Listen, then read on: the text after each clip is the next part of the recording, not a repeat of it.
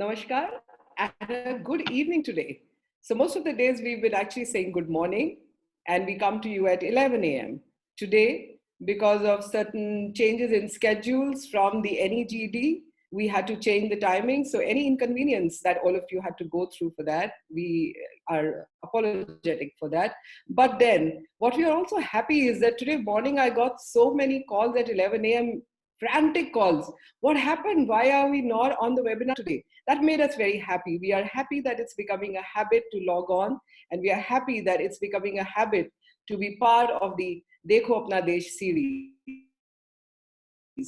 So welcome once again to another round of webinar. We are doing the 21st one today, viewers, and with so much support coming from all of you, as we travel the length and the breadth of our incredible country. Today, we take you to the most northern part of our country, land of the god. Can I say that? I'm sure I can say that. We're taking you to Deva Bhumi today. It is the land of the gods, Uttarakhand, as we know it as a state of India, nestled in the Himalayas. Wouldn't we all want to go there today when most of the country is, anyways, passing through sweltering heat? And also, as we are dealing with COVID and thankfully, pretty successfully at that, I think going back to the land of the green is going to be so amazing. And that's why viewers actually chose to wear green today. But anyhow, that's a different story. When we look at Uttarakhand, it's a combined region of Kedar Khand, the present day Garhwal, and the Manas Khand, which is the present day Kumaon. We are going to hear and see a lot more of that from the three of our panelists. But I do want to share with you, viewers, that in this land, there are some historic and some just amazing things to be seen.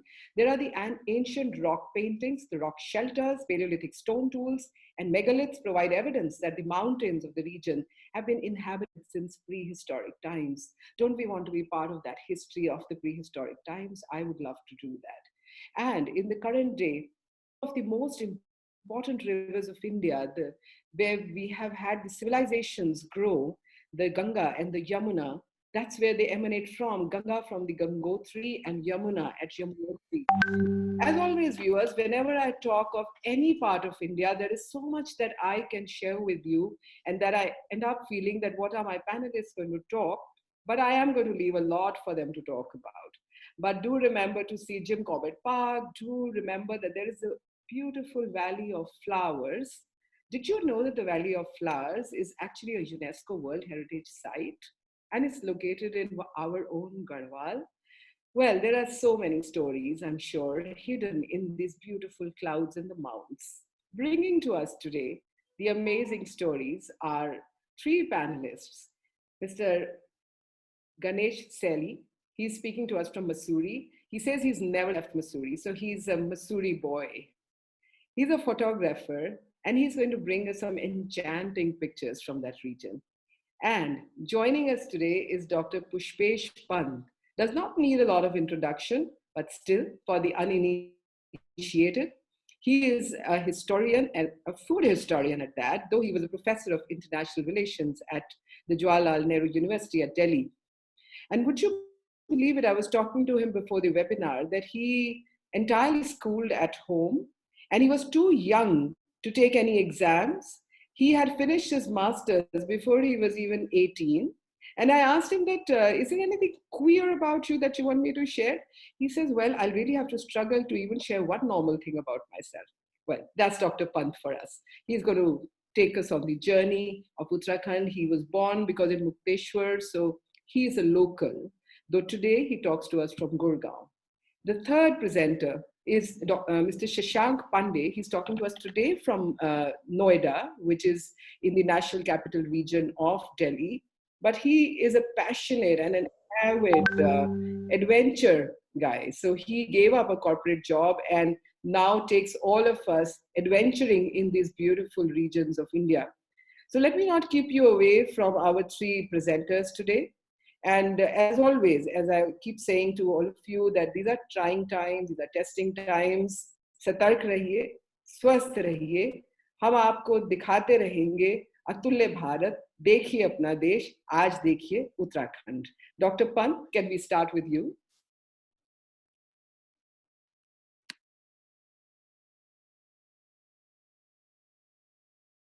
It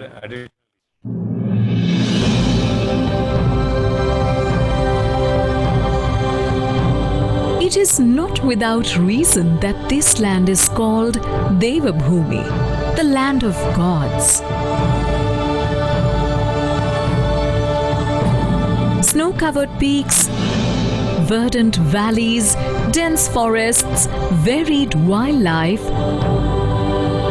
yoga, Ayurveda, and adventure.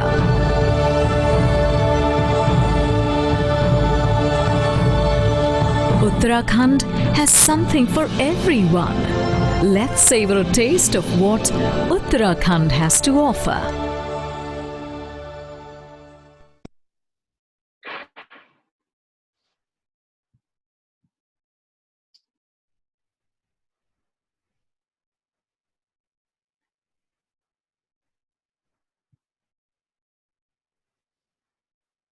So do we begin?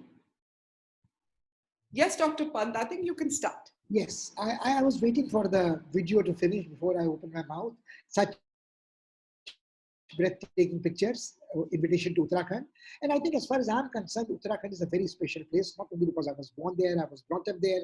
I think as you said in your introduction, it has a little, and the video emphasized it, a little something for everybody.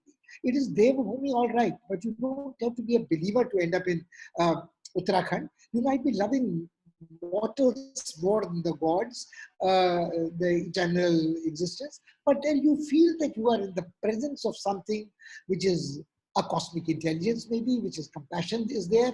And I think this is a point that we are informally chatting with Ganesh Bhai made, that when we try to promote tourism to Uttarakhand, we are suddenly made conscious what will happen to us. When I was growing up in Nainital, one would say, now tourist season started. The city will cease to be our own. It will be the tourist season. There was a Bengali season in October, there was a Bombay season in summers, and people made their livelihoods out of those tourists, but they at the same time felt that too many crowds descending on hills was going to have an adverse environmental impact. It was not so acute then as it became in more recent years. And living in Mussoorie, as Ganesh Bhai knows, the mining, the quarrying, and the descending of tourists has always been there.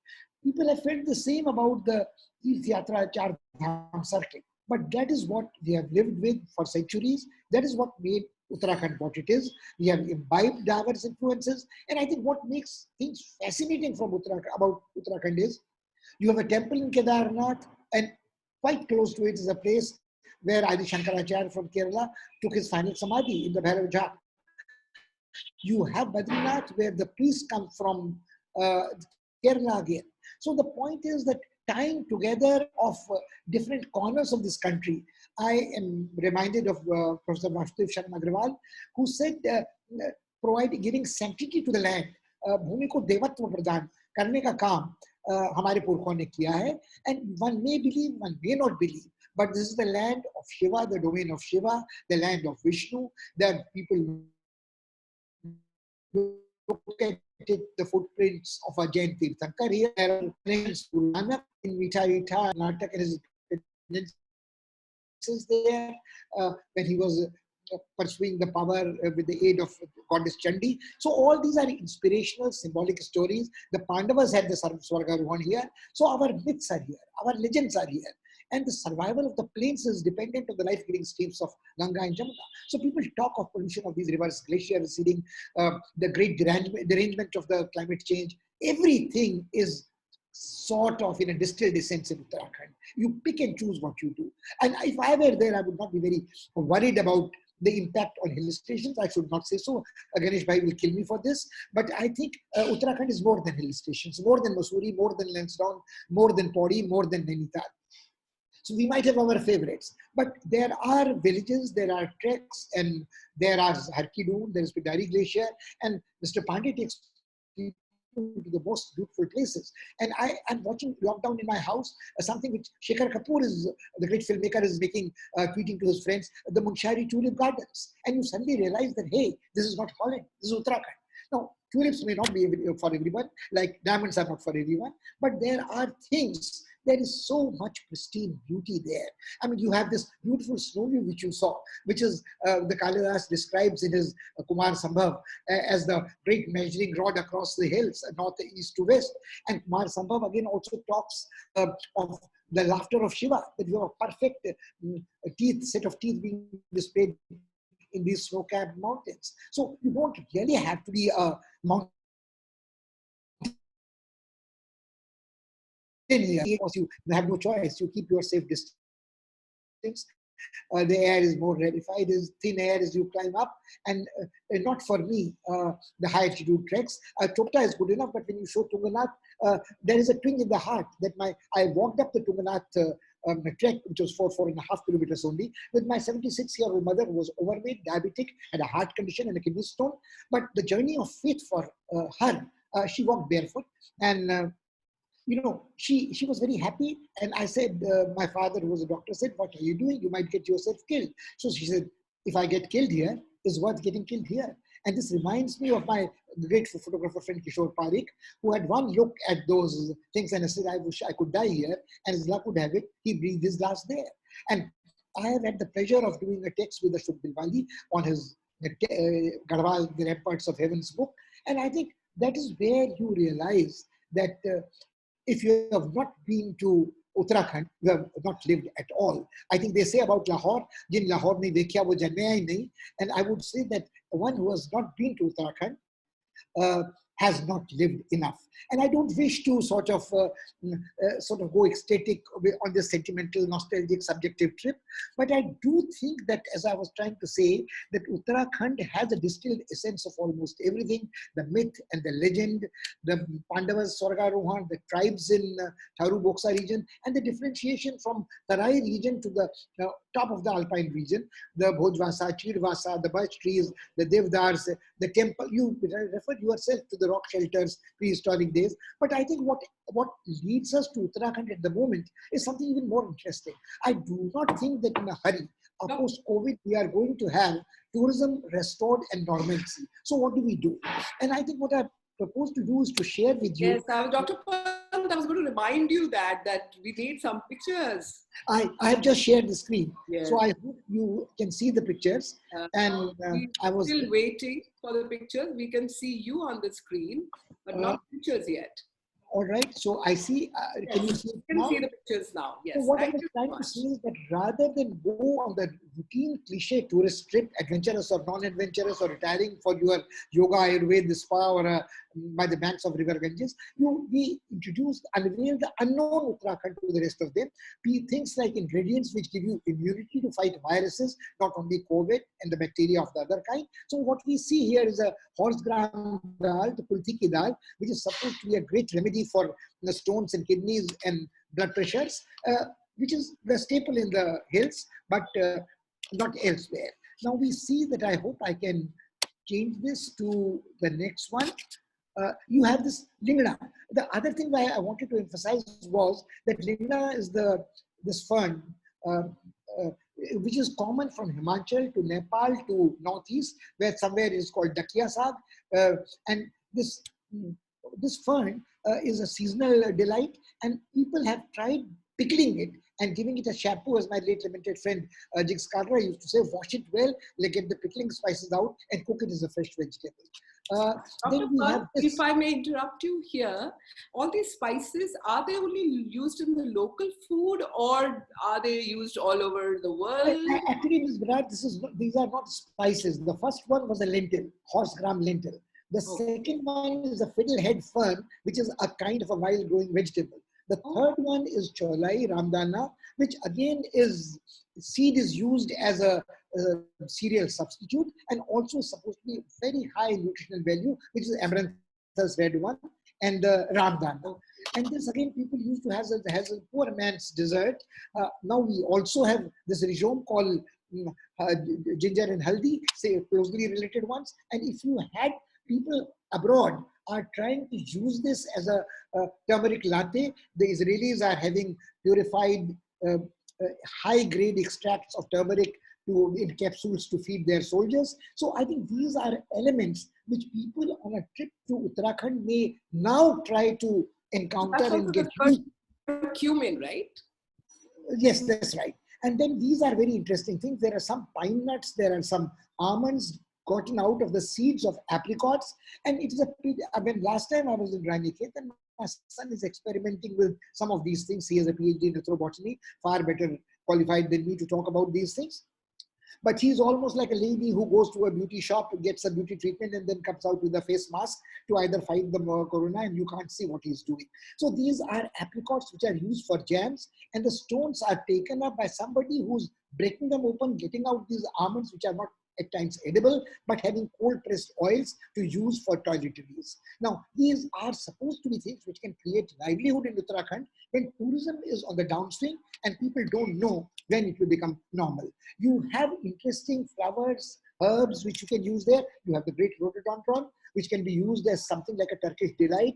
People use it as a squash at the moment, but ruin it by putting it in benzyl benzoate, putting in some artificial preservatives. I would much rather that people said that my turmeric is organic and my rhododendron syrup has only a shelf life of 2 weeks, like the falsa. Enjoy it when it's there.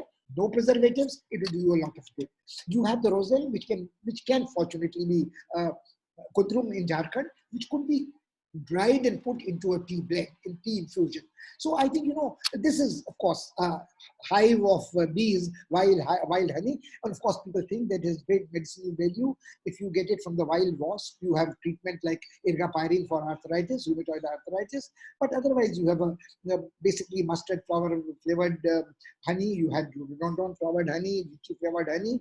And these are the elements which are elements of wellness. They are elements which people can incorporate without going into Uttarakhand till tourism is supported. And these can revive the livelihood in Uttarakhand, in the countryside, not necessarily in hill stations, but in villages where some of these things can be sourced. And let us stay with geographical indicators and microclimatic advantages. So if this is good from one place, we stay with that. We don't try to scale up and produce more and dilute it. So it would be then again become like any other commercial activity. So I think this is what I would like to share with the friends here, that this is what Uttarakhand has, there for people to see. And if we can shift the focus from bringing footfalls to Uttarakhand immediately, excite people about what Uttarakhand has to offer in terms of ingredient, in terms of location. And one good thing again, in a hill station, like in Nainital, when I was growing up young, or as Mr. Shadi is talking about Mussoorie, crowds are a problem. But if you walk out, that's where Mr. Pandey takes his crowd, you have wide open spaces where social distancing or physical distancing is not a problem. You are grateful to have somebody next to you to cling on to your rope, to help you out with the ice pick, to save you from falling down the precipice. So I think those areas of ecotourism, village tourism, probably are something which we can look at and prepare at the moment when traditional tourism is not going to be available to us. That's all I have to say.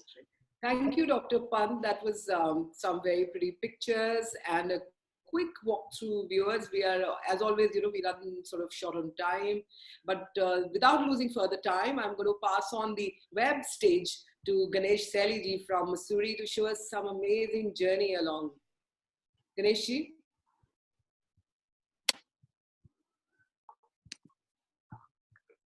Madam ADG, thank you so much for having me here. A big thank you to the Ministry of Tourism, the Tourism Development Board. Thank you so much for giving this opportunity to talk about my home in the hills. When we think of a state, we unfortunately restricted to the politics and the politicians and the policies there. What Uttarakhand, as Pushpesh was saying, is, you forget about all that for a little while and think about the, am I audible? Yep. You are audible. You are loud and clear. And yeah, what I was saying was the hill state of Uttarakhand is, like Pushpesh said, Devbhoomi. It's about its fables, its legends, its myths, its people, and it's a land of I've written about many, many times from the 1970s.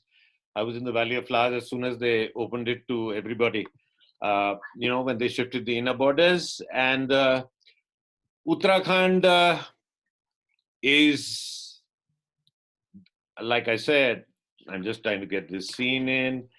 It's about, it's much more, it's about the mystical mountains that we live in. It's about our gods and goddesses. It's about legends and fables. It's about, where we are. And yeah, let's move this piece. Yeah. And that's what Uttarakhand is all about. My magic mountain that I have been, where I was born, where I have grown up, and where I've spent my lifetime are two conjoined twins. And it's all of 19 square miles, not much. And we are, Lando itself is just 1,040 square acres. That's about all that we are, very small place. And here we are sitting a mile high in the sky. And sometimes I wonder what was here before the Angrezes came here. And all you have is Rani Karnavati sitting up here in the two villages of Bhatta and Kyarkule. And she ruled the Doon from these mountains. And apart from that, there were 5 flats up here in Mussoorie, where the villagers would bring their cattle to shelter from the heat of the summers. And, that was about all that we had up here. We begin this chat from my chat of the hill station begins with the Battle of Nalapani in 1815, where the Brits come into the Valley of the Doon. They come into the Valley of the Doon, and you end with the battle, the Treaty of Singoli in 1816, where they annex that was a lovely battle, the story of that Battle of Nalapani, where both the victor and vanquished were to later become friends. And you have General George Rollo Gillespie coming into the Valley of the Doon, thinking, we'll overrun these Gurkhas in no time. And in place of overrunning the Gurkhas, what was supposed to take 2 days ended up taking a couple of months. And the Gurkhas, of course, fought back very beautifully under Balbhadra Thapa and the Nepalese general. And a little anecdote from there, Pushpesh, is about the British general sending him a little note in the night saying, hey, why don't you surrender? So Balbhadra says, it's pretty rude, he says, to disturb a general while he's having his dinner. And he sent the chat back, and they fought on. Gillespie died, was shot through the heart, and Balbhadra escaped to fight another day. But that's another story that I will, some other day, some other time, we shall get into that. Height became health to the Brits. And that is how they ended up establishing, suddenly you find these letters in the India office in London of the British Museum. You find these obsession with, suddenly after 1815, you find these, the Brits saying, hey, let's get out of the plains. These are pestilence-ridden, malaria-ridden swamps all around us, and we'll get over at any time. And the masters of the East India Company relented, and you have the hill stations of from Darjeeling to Dalhousie in the north, and you have Mussoorie to Murray, and you have Shillong at one end, you have Mount Abu, you have Ooty, all over the country. And Mussoorie, of course, ended up with as a place of exile and asylum. What you're seeing on the screen is Castle State Under Snow. That is where Maharaja Dalip Singh Ji, the son of the last king of undivided Punjab, the inheritor of the Kohinoor, the last Indian owner of the Kohinoor, I'd say. So the British robbed him. This is where they robbed him of his kingdom. They robbed him of the Kohinoor. They robbed him of his identity and packed him off. But he was here for 2 years, from 1852 and 53. He spent the summer here because he found the plains too hot. And there's a whole Logan's Diaries, which write about his staying here and playing cricket with the boys from the Mussoorie Seminary, the first English-speaking school in the Himalayas. And you have, of course, Mussoorie, like I said, exile and asylum here. You have Dost Muhammad, who was here. Dost Muhammad was exiled here, and William Dalrymple always said there was a cabal of writers in Mussoorie who insist that Mussoorie came up as a convalescent home for people, but he said, no. We came up here to keep Dost Muhammad, which I disagree with. I think Dost Muhammad was exiled here for 2 years. He went back and was Amir of Afghanistan for 16 years. Then you have Muhammad Yaqub Khan, who was here for 43 years. Then you had, of course, later, His Holiness the Dalai Lama, who was exiled up here. And you have the Nepalese, Maharaja Dev Shamsher, who was exiled in Jharipani. He was offered the option. Interesting anecdote was he was offered the option of actually being in Connaught Place or in Mussoorie. He chose, luckily for him, he chose Jharipani on the outskirts of between Mussoorie and Dehradun. And that's where he built Fairlawn Palace, flattening a whole hill. And this takes me to one of our most famous people who lived in Mussoorie, was Sir George Everest. And this is Park State, the home that he built. That's a night view by one of the St. George's boys who took this picture. Agnam took that picture, and it's of the stars at Park Estate. Everest, of course, I think is slightly underrated. His work, it was tremendous to measure India from Cape Comorin to Benog in Mussoorie, inch by inch. I mean, in the age of the GPS, we sort of traveled it down, koi baat nahi. But it was a tremendous achievement, George Everest, single-minded pursuit of just his meridian arc. Nothing should come. Bill Eichen, my friend, a fellow writer, he sometimes suggests that Everest had a BB Khana there. It was no BB Khana. Everest had no time for any BB Khanas.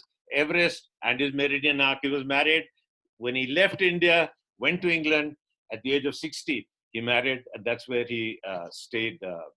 That's where he lived to become Sir George Everest. And then that is, of course, that is, of course, the Mussoorie Library, one of the first libraries that they set up by contribution. Must have had strange bureaucrats then, because this was bought by personal money by a man called Vansittart, who was the superintendent of the Doon, and he bought it from the commandant of the Landor depots, Edmund Swetnam, in 1843. And that library is still running, probably one of the oldest institutions in Mussoorie. And of course, we have there's something contrarian, Pushpesh, I'll share with you, Madam ADG, just for a brief while. And that is, there is something contrarian about these hills in Mussoorie. There's something in the Pani of the Hawa. I don't know what it is.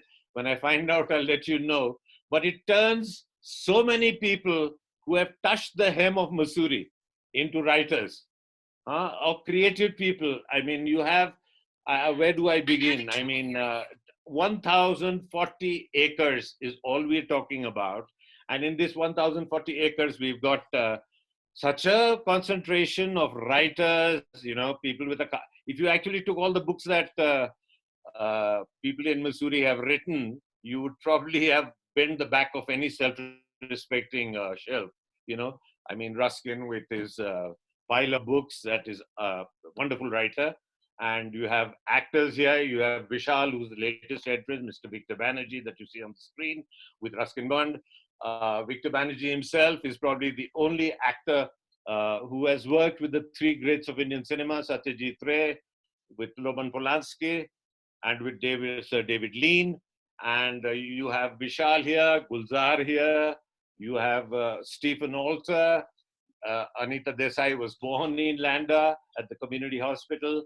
Arvind Adiga doing the White Tiger, finished his manuscript here. And the last chap I met was that Pranjal Prajwal. I met him. He said to me, he said, "My God, what's there in the water here, Ganesh?" He said, "I have done in 1 month more writing than I have done in 1 year." And it's incredible, the concentration of writers here and creative people all over. And this, of course, is what you see from Mussoorie. The Bandarpus Massif on the right is 20,270 feet.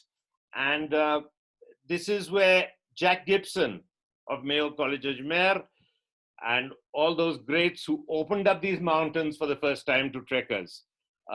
Forgotten now, in tennis shoes, kapde wale, you know, the ones with canvas and nothing at the bottom, no crampon, no fancy equipment.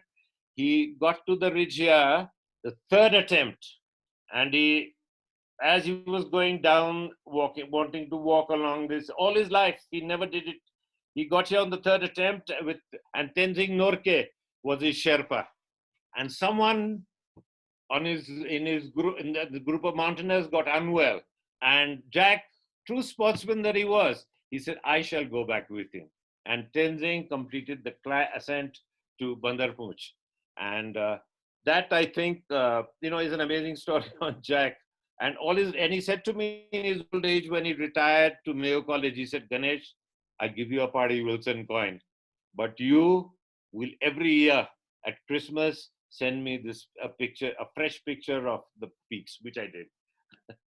And then this, of course, is what Mussoorie is famed for, a view of the Winterline. That Winterline, of course, to all those who've been to the Lal Bahadur Shastri Academy in Mussoorie is very familiar. And those who have been to town in the fall will remember this Winterline. It's a unique line. It's an artificial horizon that is unique to Mussoorie and Cape Town.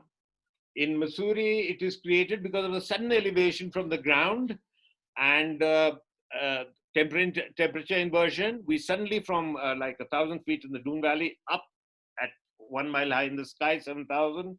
And you have this line that cuts like a razor's blade in the sky and is visible to all the boys who have been in the numerous schools here.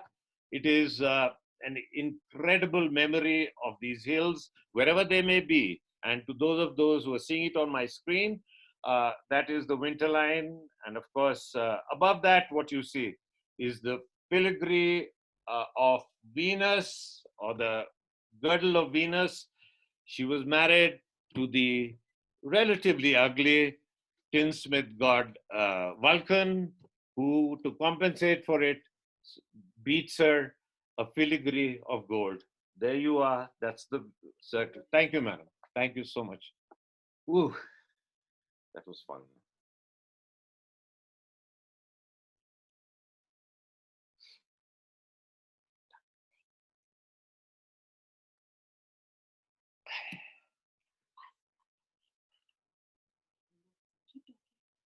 Yeah. Thank you so much, Ganesh. I think I lost my connectivity for a moment. Oh, I lost. Thank you so much. That was a pretty view. Shashank, can we move towards adventure? Because I'm getting a lot of questions that can we have some excitement? Yes, Let's give it to them, ma'am. Let the thrill of adventure wash over you. Plunge into the unknown and feel the rush of adrenaline pounding through your veins. When you're in Uttarakhand, just let go. Uttarakhand, simply heaven.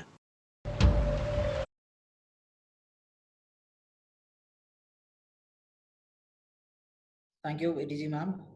Good evening, everybody. I hope I'm audible to you guys.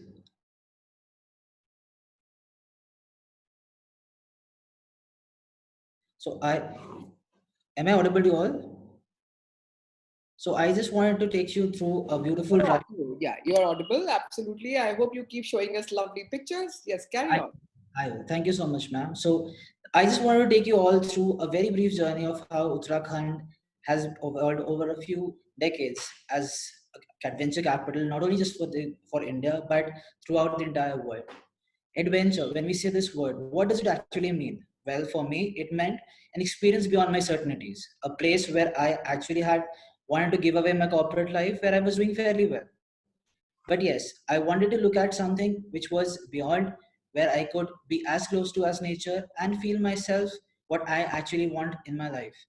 Adventure not only just helps you to be physically active, but it also makes you mentally strong, and it helps you, pulling out the maximum out of what you probably can.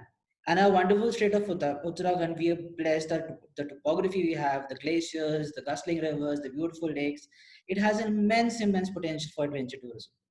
If I talk about adventures, what presently are there in Uttarakhand, it starts from river rafting, which I think more or less everybody of us know, to skiing, to jungle safaris, to CORBETT, to high altitude treks, like Dr. Pan suggested, that these treks in these times of social distancing, these are the kind of tourism that you can actually go in for, where you are maintaining a distance as well as you're able to be as close to the nature. And Uttarakhand has been have immense potential, not only just for these short adventures, but even for extreme adventures. So I will just want to run you through a few adventures that we have been conducting, and Uttarakhand has been very hospitable. And now with the homestays part coming in, it has also given us a cutting edge of having separate accommodations and people coming in for different adventures. The first adventure that we want to talk about is river rafting. Now, river rafting is a very adventurous wrestling sport. It is attracted over millions and millions of people throughout n number of years. And the most famous rivers where we do adventures for rafting is the Ganga River in Rishikesh, the Dons, the Kali Sarda River in PITHORAGARH, Kosi, Pindari, Saryu. These rivers have excellent number of rapids.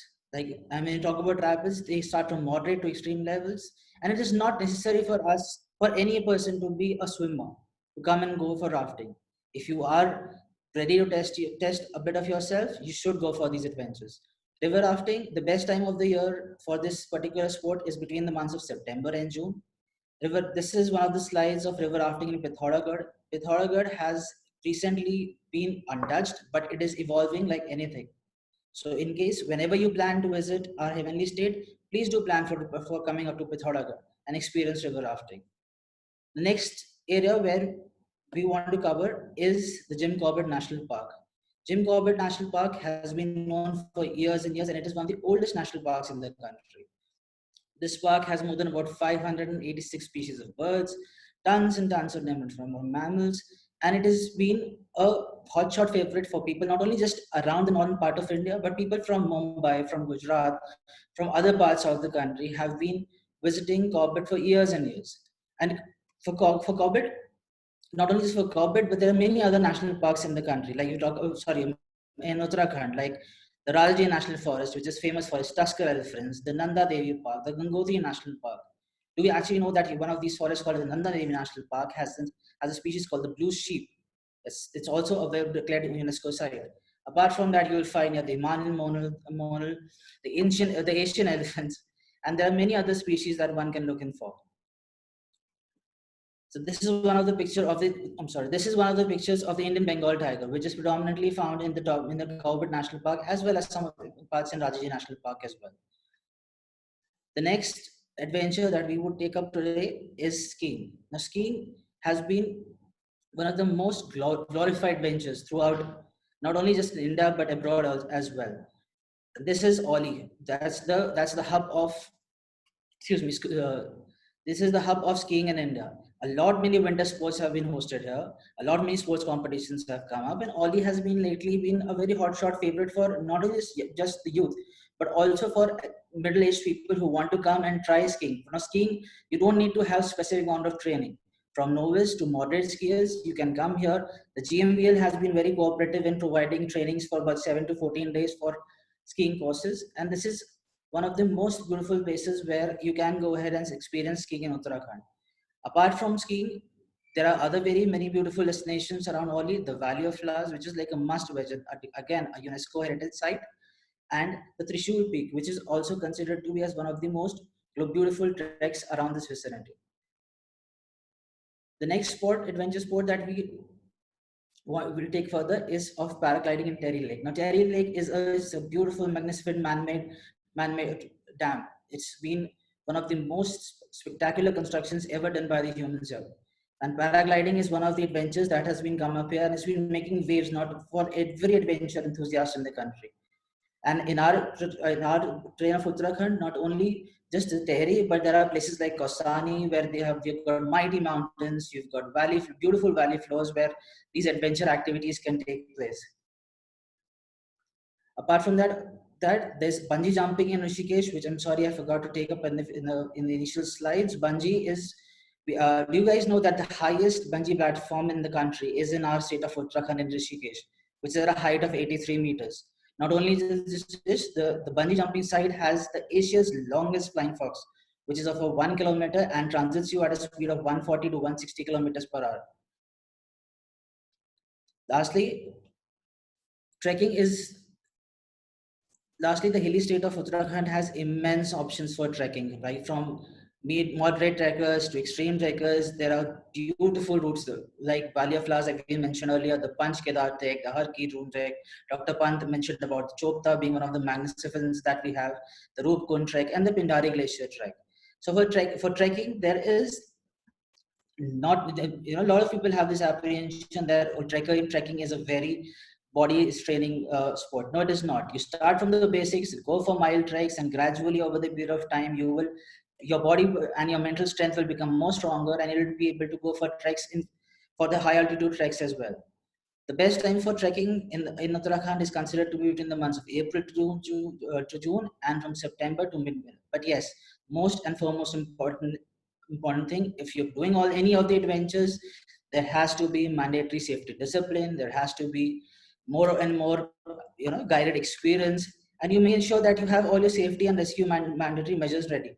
Go for any adventures, but do not forget to have safety guidelines with you. Do not always be sure of your guide, always be sure of your outfitter, and make sure that you can take it further from there.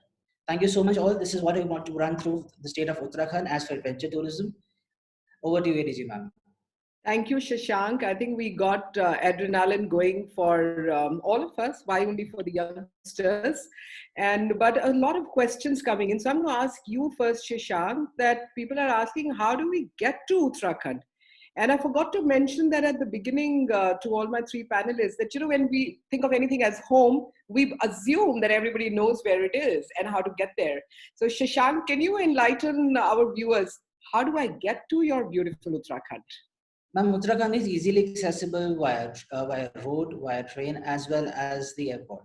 So if the entire state of Uttarakhand is connected via roads beautifully. So be it from Delhi, or you have to come from any other state, be it from Punjab or from Haryana or from any other neighboring cities.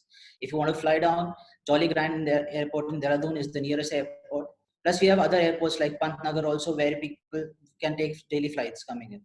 Apart from that, there's a decent train connectivity to Dehradun, to Haridwar, to Kathgodam, as well as various other states as well. So we are connected through all the three channels. But yes, if you're going far up the hills, like if you're going for skiing in AULI, or probably going for a high altitude trek, then you are restricted to just train and rail connectivity. Air transfers are slightly less on those areas.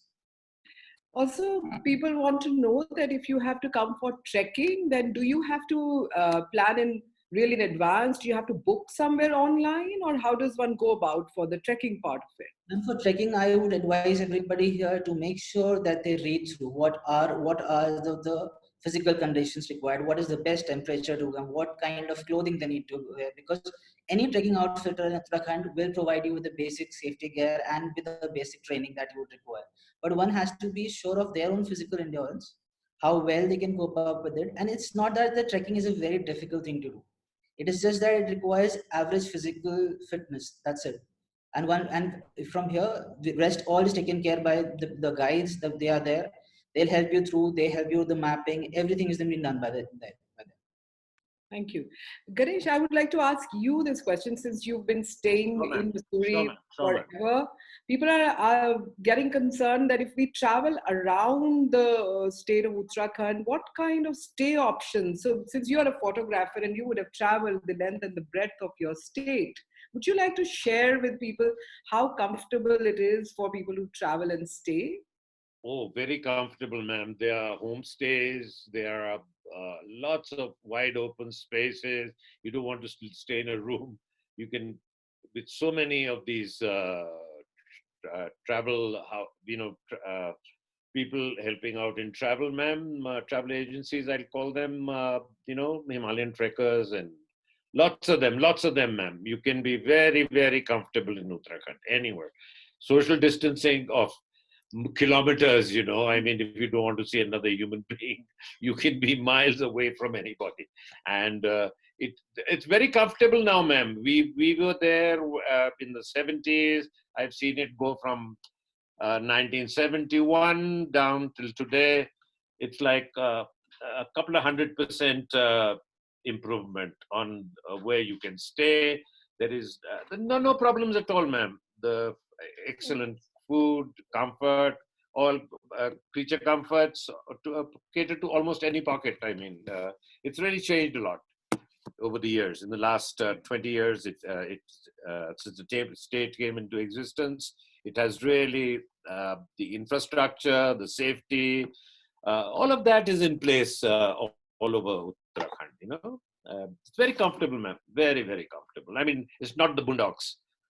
It is really very comfortable. Not the Very boondocks comfortable. at all, viewers. In fact, I'm an avid traveler and I've traveled through Uttarakhand quite a bit. And one thing I therefore definitely want to share, because that's a question coming from a lot of our viewers, that is it safe for women? Yes, it's very, very safe. Very, very safe, ma'am. It's safe for women. It's safe for children, and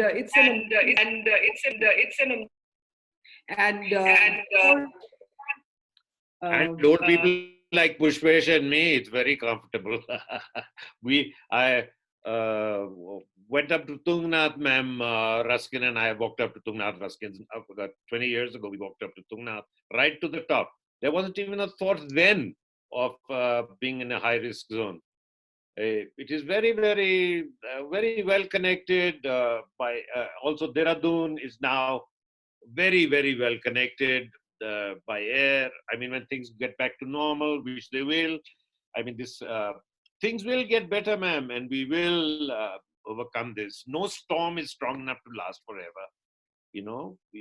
But of course, I've been saying that, viewers, that we as humanity, it is not the first time that we are facing a challenge. Humanity has always managed to overcome the issues that has come before it, the resilience, the sheer resilience of humanity to survive and to come atop all the challenges. Surely we shall come above this too. But in the meantime, Uttarakhand does seem like a great option to go and fill your lungs with so much oxygen. So do plan a trip to Uttarakhand. Dr. Pant, a question for you, because a lot of people are getting very curious that how could they know a little bit more about the flora, particularly the flora part of it of Uttarakhand? I think there are very nice books. There are 2 volumes published by Oxford University Press on flowers of Himalayas, and they are accessible. They are in print. They are available even in less expensive paperback editions. About the birds from Salim Ali, but if you are talking only of flora, not of fauna, not of fauna, you have books which are available in public domain and in libraries, which they can get to know about it. I think there is no dearth of material like that. Even photographical books like what Ganesh Bhai has done, what Shok Dilwadi has done, have normally very nice informative captions to flora and, which can add to your knowledge.